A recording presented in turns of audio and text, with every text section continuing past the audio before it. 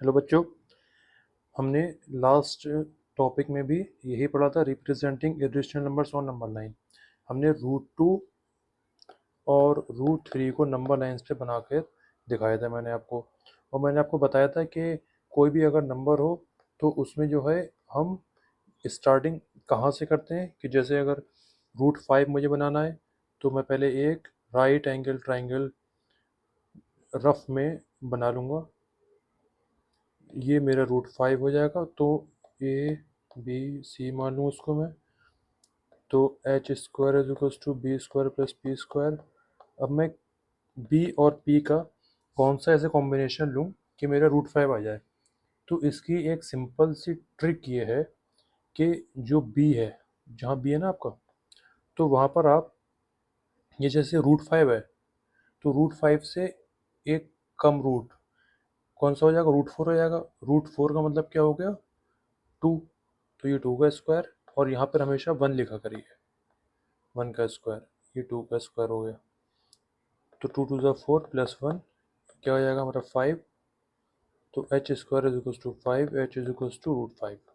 ये हमारा 2 और 1 के कॉम्बिनेशन से हमें यहाँ पर रूट 5 अगर हम नंबर लाइन बनाएंगे तो हमें ये मिल जाएगा। जैसे हम देख लेते हैं, रफली देख लेते हैं, 1 2 3। तो BC हमारा चाहिए 2। तो देखिए ये हमारा 2 आ गया, और यहाँ पर हम 90 डिग्री कंपास या प्रोट्रैक्टर की मदद से बना लेंगे 1 यूनिट का। तो ये 2 हो गया, ये 1 हो गया। तो ये जो हमारा हाइपोटेन्यूज बनेगी ये हमारी रूट 5 हो गई। और यहाँ पर नीडल, यहाँ पर पेंसिल रख के हम ऐसे करके एक आर्क ड्रॉ कर लेंगे, तो ये हमारा क्या मिल जाएगा, रूट 5 मिल जाएगा। ठीक है। ऐसे अगर हमें रूट 6 चाहिए हो तो वही हम करेंगे, एक ट्राइंगल बना लेंगे। तो रूट 6 हमें चाहिए, तो रूट 6 से कम कौन होता है, रूट 5 होता है। तो रूट 5, जैसे मैं आपको फॉर्मूले में लिख के दिखा दे रहा हूँ पहले। तो रूट 6 हम पहले रूट 5 होता है, तो बी में हमेशा एक कम रूट रख दिया करिए, और पी में हमेशा 1 रख दिया करिए। ये आपकी एक सिंपल सी ट्रिक है आपका कॉम्बिनेशन निकालने के लिए। तो ये रूट 5 हो गया और ये 1 हो गया। तो इसका मतलब ये हो गया, रूट 6 बनाने के लिए मुझे पहले रूट 5 बनाना पड़ेगा, और फिर यहाँ पर मुझे 90 डिग्री 1 बनाना पड़ेगा, और फिर जो मैं ज्वाइन करूँगा, जब मैं ज्वाइन करूँगा तो ये मिल जाएगा मुझे रूट 6 की, हमें ये लेंथ मिल जाएगी, जो लेंथ है इसको मैं रेड कलर से कर दे रहा हूँ। ये लेंथ हमें रूट 6 की मिल जाएगी, और यहाँ पर नीडल रख के, यहाँ पर पेंसिल रख के एक आर्क लगा देंगे यहाँ पर। तो ये जो पॉइंट है यहाँ पर मेरे नंबर लाइन पे मेरा आएगा, तो वो मेरा क्या होगा, रूट 6 होगा। ठीक है। आगे देखते हैं, रूट 7 देख लेते हैं।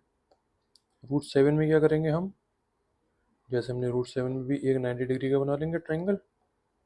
तो रूट 7, तो H² is equals to B² plus P²। तो रूट 7 से कम क्या होता है, रूट 6। तो रूट 6 का स्क्वायर प्लस, यहाँ हमेशा 1 लिख लिया करिए, 6 प्लस 1 7। ये H² की वैल्यू हो गई। तो H is equals to root 7।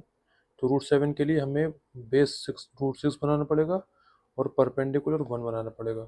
तो इसका मतलब रूट 7 हमें बनाने के लिए हमें पहले रूट 5 बनाना पड़ेगा, फिर रूट 6 बनाना पड़ेगा, फिर रूट 6 पे हमें एक 90 डिग्री पे 1 यूनिट का जो है एक परपेंडिकुलर पर ड्रॉ करना पड़ेगा। फिर जो हम लाइन इसको मिला देंगे, तो ये जो लाइन हमें मिलेगी ये रूट 7 की मिलेगी। और फिर यहाँ पर नीडल यहाँ पर पेंसिल रख के एक आर्क हम बना लेंगे यहाँ पर ऐसे करके। तो ये हमें क्या मिल जाएगा, रूट 7 मिल जाएगा। ठीक है। चलिए रूट 8 के लिए देख ले रहे हैं। रूट 8 के लिए देख ले रहे हैं। सबसे पहला काम, ट्राइंगल बनाइए। हमें चाहिए रूट 8। ठीक, पर पाइथागोरस थ्योरम लगाइए। रूट 8 से छोटा होता है रूट 7 का स्क्वायर प्लस 1 का स्क्वायर। तो 7 प्लस 1 8। तो H is equals to root 8 आ गया मेरा। मतलब मुझे ये रूट 7 और ये 1 बनाना पड़ेगा, तो मुझे रूट 8 मिल जाएगा। इसका मतलब रूट 8 बनाने के लिए मुझे पहले रूट 5 बनाना पड़ेगा, फिर रूट 6 बनाना पड़ेगा, रूट 7 बनाना पड़ेगा, फिर रूट 7 के ऊपर मुझे एक परपेंडिकुलर ड्रॉ करना पड़ेगा, वो भी 1 यूनिट का। और जो मैं लाइन ड्रॉ करूँगा ये √8 इसकी लेंथ होगी। फिर यहाँ पर नीडल, यहाँ पर पेंसिल रख के एक आर्क बनाइए और वो मेरा 3 से पीछे मिल जाएगा, √8 मिल जाएगा मुझे ये। ठीक है, फिर आता है मेरा √9। √9 तो मेरा क्या होता है, 3 होता है। ये तो आसानी से हो जाएगा। फिर अगर मेरा √10 होगा तो √10 के लिए देखिए हम क्या करेंगे, एक ट्रायंगल बनाइए आप 90 डिग्री का। वही ट्रिक लगाइए जो मैंने बताई थी आपको, h² = b² + p²। तो √10 से छोटा होता है √9 और √9 क्या होता है, 3। ठीक है, बात समझ में आ रही है। √10 से छोटा √9, एक कम √9 होगा, √9 क्या होता है, 3 होता है। तो मैं 3 लिख दूंगा डायरेक्ट यहाँ पर, = 10। तो अगर मैं ये 3 लूँगा और ये 1 लूँगा तो मुझे ये क्या मिल जाएगा, √10।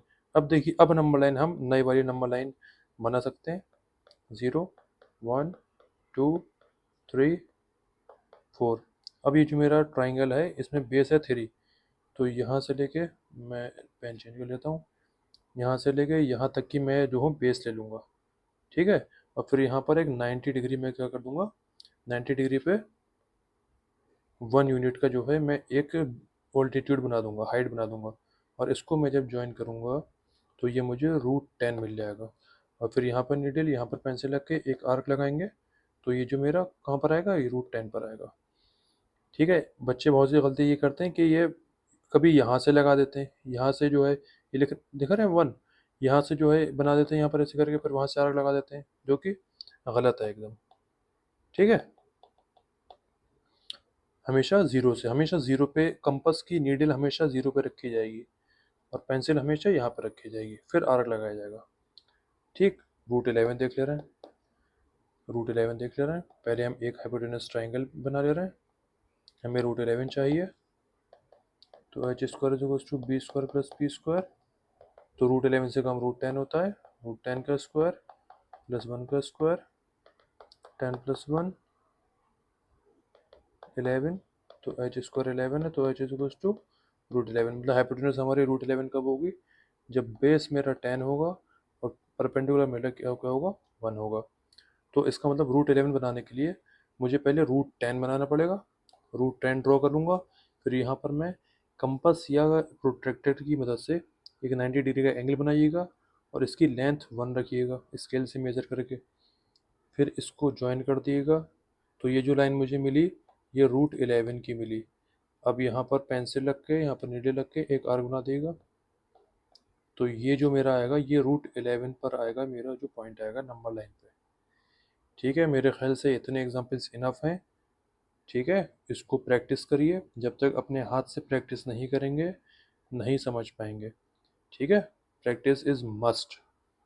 ओके, अब मैं नेक्स्ट सेशन में एक दूसरे टाइप का इरेशनल नंबर्स को नंबर लाइन पे ड्रॉ करना सिखाऊंगा। ठीक है, प्रैक्टिस करिए खूब डट के।